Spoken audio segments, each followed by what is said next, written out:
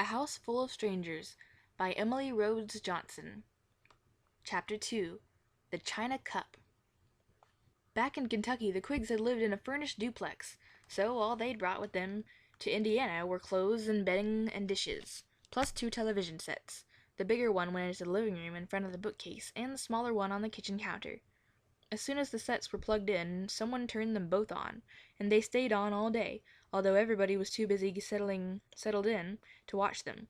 It was as if this family couldn't exist without constant noise, thought Flora, as if a little peace and quiet might be more than they could handle.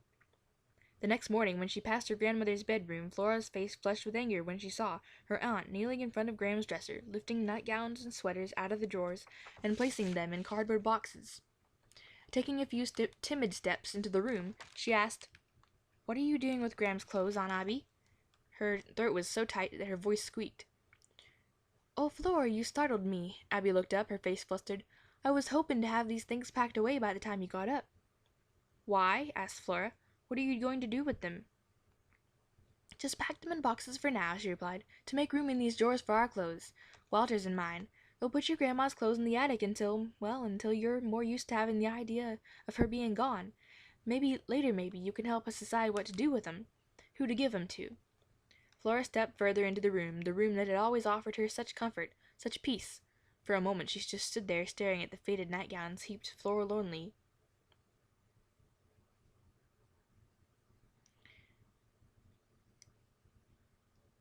in an old cardboard box. Suddenly she couldn't bear the thought of all Graham's things being locked away in the attic, where she would never see them. She glanced at the lavender sweater Abby was folding. "Couldn't I?" she burst out. Do you think I might keep out a few of Graham's things to remember her by?" Abby stood up. "Well, sure, honey, that's a fine idea. You just come over here, and anything you see you want to keep, you set it right there on the bed." After deliberating a moment, Flora chose a white cotton blouse that a friend of her grandmother's had sent her from Germany. Flora had always loved the green tassels at the neck and the bright winged birds and flowers embroidered on the yoke. The other things she chose were small enough to tuck into a shoebox. An inlaid marble box, Graham said, came from the Taj Mahal in India. The pearl drop earrings she always wore when she went out to dinner or to programs at Flora's school. The china thimble, and the little scissors shaped like a stork from her sewing basket. She hung the blouse on a hanger in her closet and tucked the shoebox in the highest shelf. Flora was the last one up to breakfast table that morning. No one noticed her except Uncle Walter, who smiled pleasantly and passed her the almost empty platter of pancakes. Flora took one and put it on her plate. "Would someone please pass the syrup?" she asked. Of course no one heard her. Polly Ann was gurgling like a frog and rubbing butter into her hair. Missy was wrestling the syrup pitcher away from Curtis, who called her a pighead, while syrup dribbled figure eights across the table. Dorian was staring sulkily at the newspaper hiding her father's face and whining, "Please let me get new jeans for school, Daddy. Please." Flora felt like screaming. Could this really be the same kitchen where every day for 6 years she and Graham had eaten all their meals together, chatting and laughing, and sometimes just listening to the birds in the trees outside? Closing her eyes, she took a deep breath the way Graham had taught her to do whenever she was about to explode. Carefully she lifted the big china teacup filled with Cambrice tea and held it in both hands. Just holding it and feeling the warmth of her hot tea and milk helped her forget that Graham wasn't here, that these strangers hadn't really invaded her world, making her feel like an unwelcome guest in her own house. With her eyes, Flora followed the gold design that circled the cup's rim, then let her gaze rest upon one of the purple violets with the heart-shaped leaves that wound around the sides. There was even a small bud painted against inside the bottom of the cup that stayed hidden until the very last swallow. Flora set the cup on its saucer and was picking up her fork when suddenly the pitcher flew out of Missy's hand and crashed down on the teacup, smashing it to smithereens. Flora gasped. At first all she could do was hold her breath and stare in horror at the broken china strewn across her uneaten pancake. Leaping from her chair, she whirled on Missy. "You broke it!" she yelled at her. "You broke our special cup!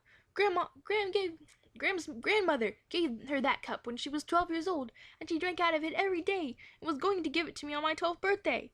Breathing hard, she glared at the wispy-haired girl, whose chin had begun to tremble. "You're clumsy and stupid, and I hate you! I hate you all! I wish you'd never come here! You ruined everything!" Never in her whole life had Flora ever yelled at anyone. She didn't know what had come over her. It was as if someone else's voice, not Flora May Haywood's, had come out of her mouth. Tears started down her face, and she bolted for the door. When her uncle called her back, she hesitated, then overheard her aunt say, "Let her be, Walter. It hasn't been easy for her. Maybe she needs to be let by herself for a bit." Abby's words brought a fresh flood of tears burning down Flora's cheeks, and she ran blindly through the backyard into the woods behind the big yellow house. Twigs and brambles lashed at her face, but she didn't care. All she wanted was to get away. The path wove in and out among beech trees and sycamores, dogwoods, and maples. It was late April, and the masses of white anemones carpeted the forest floor like drifts of snow. Here and there yellow violets were springing up alongside the trillium, and bellflowers and Dutchman's breeches. Flora knew the name of every flower in the woods, but today they meant nothing to her. Today felt like the end of the world. Flora knew of only one place to run, to her tree, a huge maple at the far end of the woods. She and Graham were the only ones who knew the way to the tree, and Flora was thankful now that the path was vague and winding, because she didn't want any of those stupid half-cousins, or whatever they were, following her to their secret place. First she had to find her way to the only place in the creek shallow enough to cross. After leaping from rock to rock across the water, she wove her way along the path until she reached the old oak tree riddled with woodpecker holes that was one of her landmarks. She stopped for a moment to catch her breath, then continued on, winding around tree trunks and ducking under branches as nimbly as a young deer. This was her world. Now it was her only refuge. Flora's tree was a large, stately maple that stood by itself at the edge of the clearing that had once been a farmyard. It was the edge of a clearing that had once been a farmyard. It was fuller than the other trees in the woods because it had more space round it, and more sunlight in which to grow. Breathless from her run through the forest, Flora threw her arms around the tree's thick trunk and nestled the bark with her cheek. Then, grasping the lowest branches with both hands, she walked her sneakered feet up the trunk and hoisted herself into the tree, where the main trunk forked into a Y. A third branch jutted out like an elbow, almost parallel with the ground.